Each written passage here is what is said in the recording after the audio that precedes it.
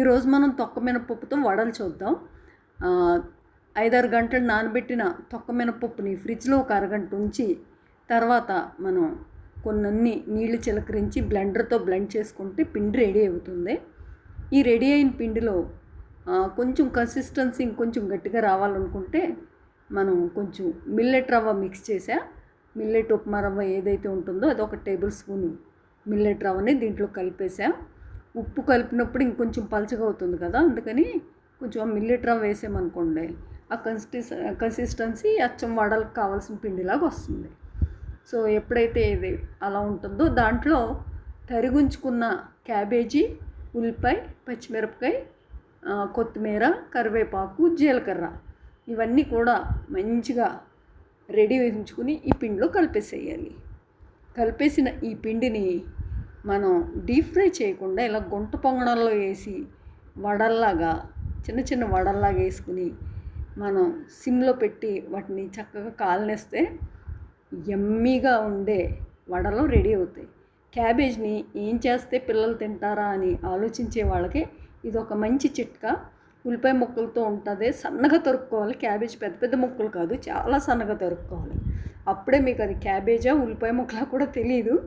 చాలా బాగుంటాయి, వడల్లో ఉంటాయి కాబట్టి అసలు అది క్యాబేజ్ అన్న సంగతి కూడా ఎవరికి తెలియదు. ఆ రకంగా మనం పిల్లలకు ఒక న్యూట్రిషియస్ బ్రేక్ఫాస్ట్ని ప్రొవైడ్ చేసిన వాళ్ళు అవుతాం. నాకైతే మొన్న మా కిట్టి పార్టీలో తొక్క మినపప్పుతో గారెలు చేశారు. ఫస్ట్ టైం అనమాట నేను చూడడం తినడం, చాలా యమ్మీ అనిపించినాయి. సో డీప్ ఫ్రైని ఎలా అవాయిడ్ చేయొచ్చా అనుకుంటే ఇలాగనుకుని ఇంటికి వచ్చి దాన్ని ఈ రకంగా మోడిఫై చేసుకుని తిన్నా. ఎక్సలెంట్ ఉంది. దీనికి చట్నీలో కూడా ఏం చేశానంటే బీరకాయ, దోసకాయని మగ్గబెట్టేసి పక్కన పెట్టుకుని వెల్లుల్లిపాయ, పచ్చిమిర్చి, జీలకర్ర తాలింపులో కొంచెం కొత్తిమీర వేసేసి అదంతా గ్రైండ్ చేసి దాంట్లో కొన్ని వేయించిన పల్లీలు కూడా వేసి గ్రైండ్ చేస్తే చట్నీ కూడా రెడీ. చూసారా, అచ్చం మనం డీప్ ఫ్రై చేసిన వడల్లాగా వచ్చేసినాయి. సో టేస్ట్ కూడా చాలా బాగుంది. ఇది అతిశయోక్తి కాదు, నాకు చాలా నచ్చినాయి. వీటిని ఆ చట్నీతో తింటే మీకు దీంట్లో ఒక 100 గ్రామ్స్ క్యాబేజ్ వెళ్ళిందా, ఆ కూరగాయల నుండి అవి ఒక 100 to 150 గ్రామ్స్.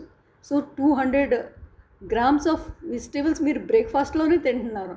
మరి హెల్దీయా కాదా? ఫైబరు, ప్రోటీను ప్లస్ తొక్క ఉండడం వల్ల చాలా ఫైబర్ ఉంటుంది.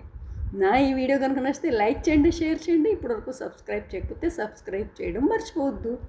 ఇవి రెడీ. ఇది పచ్చడి, బోల్డ్ అంత పచ్చడి తినాలి.